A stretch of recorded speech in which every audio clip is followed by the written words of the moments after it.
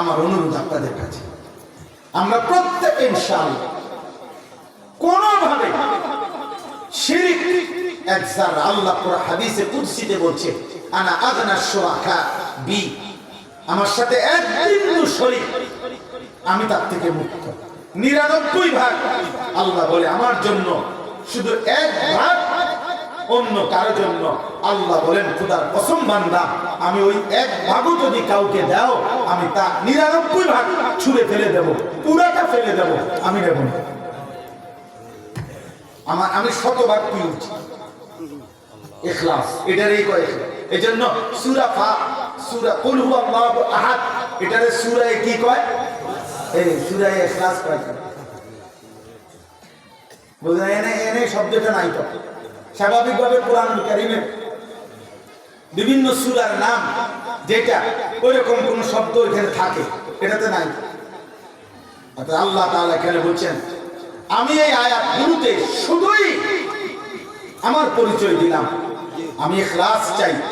ঠিক এমন ভাবে আল্লাহু আহাদ, আহাদ ওয়াহিদের ইসলাম হয়, আহাদের ইসলাম হয়। ওয়াহিদ ইসলাম 3 4 5 6 7 এটা হয় 1 2 3 4 5 6।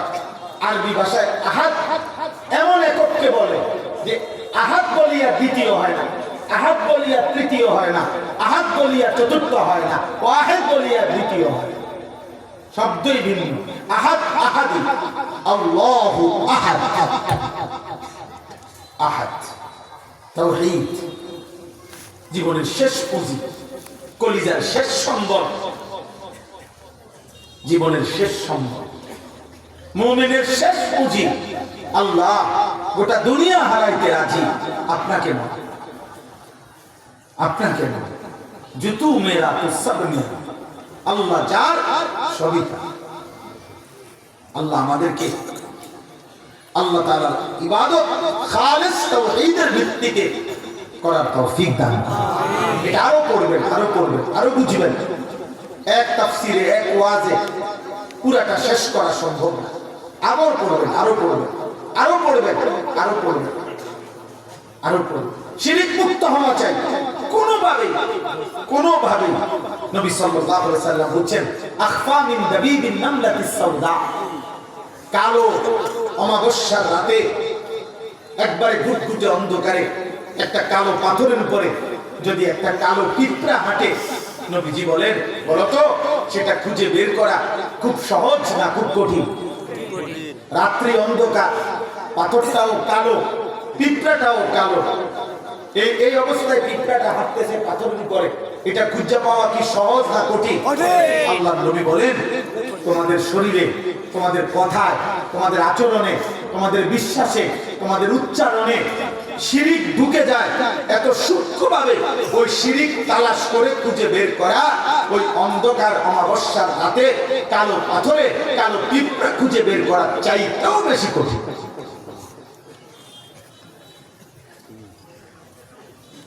আবু বকর সিদ্দিকের মতো সাহাবী, এই হাদিসের মধ্যে আছে, সিদ্দিক আকবরের মতো সাহাবী, উনি চিৎকার দিয়ে বলছে ফামাল মাখরাজ ইয়া রাসূলুল্লাহ, ইয়া রাসূলুল্লাহ, হায় হায়, তাইলে বাঁচবো কেমন? তাইলে বাঁচবো কিভাবে? শুনি আবু বকর সিদ্দিকের মতো মানুষ।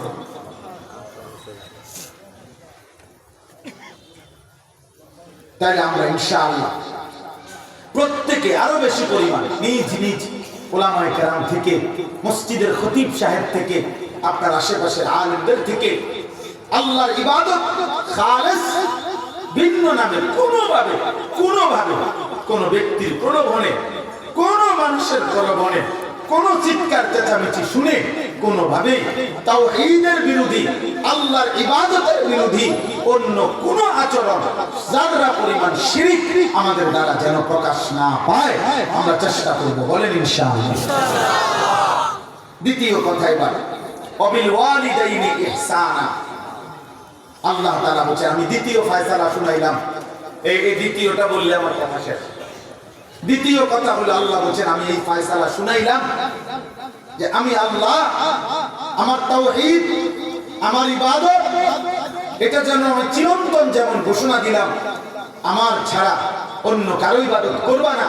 ঠিক আমি দ্বিতীয় ফয়সালা, আমি আল্লাহ বলে দিলাম মৃত্যু পর্যন্ত চিরদিন তুমি ইনসান, যে মা বাবার বরকতে, যে মা বাবার উসিলায় মাধ্যম দিয়ে আমি আল্লাহ তোমাকে পৃথিবীতে পাঠালাম, সেই মা বাবার সাথে মৃত্যুর সেকেন্ড পর্যন্ত তুমি উত্তম আচরণ করো, উত্তম আচরণ করো, উত্তম আচরণ করো, উত্তম আচরণ। পিতা মাতার প্রতি উত্তম আচরণ এ তোমার জিন্দেগীর ডিউটি। ইবাদত যেমন তোমার পুরা জিন্দেগীর ডিউটি, মা বাবার সাথে সৎ ব্যবহার এটা তোমার পুরা জিন্দেগি। এটা শনিবারেও, রবিবারেও, সোমবারেও, মঙ্গলবারেও, বুধবারেও, বৃহস্পতিবারেও, শুক্রবারেও, জানুয়ারি, ফেব্রুয়ারি, মার্চ, একেবারে ডিসেম্বর পর্যন্ত, সকালেও, দুপুরেও, বিকালেও, রাতেও, সন্ধ্যায়ও, সর্বাবস্থায় ভালো থাকলেও, মন্দ থাকলেও, সুস্থ থাকলেও, অসুস্থ হইলেও, তোমার অভাব থাকুক, তোমার সচ্ছলতা থাকুক, তোমার মন ভালো থাকুক, তোমার মন খারাপ থাকুক, তোমার পরিবারের মধ্যে ঝামেলা থাকুক, যা থাকুক, আল্লাহ বলেন এটা আমার ফায়সালা, এটা আমার সিদ্ধান্ত, এটা আমার চিরন্তন ফায়সালা। পিতা মাতার সহিত উত্তম আচরণ করো, উত্তম আচরণ করো, উত্তম আচরণ করো।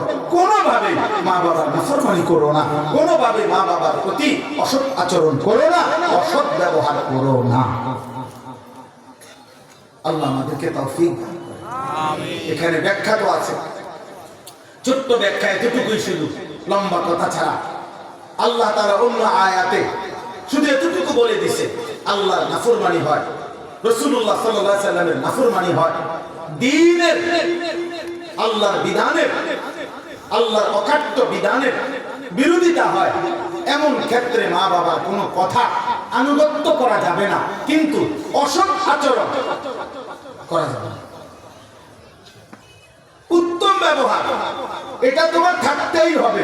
হ্যাঁ, বাকি আনুগত্য করার ক্ষেত্রে শুধু এতটুকু শুধু যে আল্লাহর বিধান লঙ্ঘন হয়, শরীয়তের অকাট্য বিধান লঙ্ঘন হয়, শিরিক হয়, কুফরি হয়, হারাম হয়, কবিরা হয়, এমন কোন কাজে পিতামাতার আনুগত্য করা যাবে না, কিন্তু তখনও উত্তম আচরণ অব্যাহত রাখবে।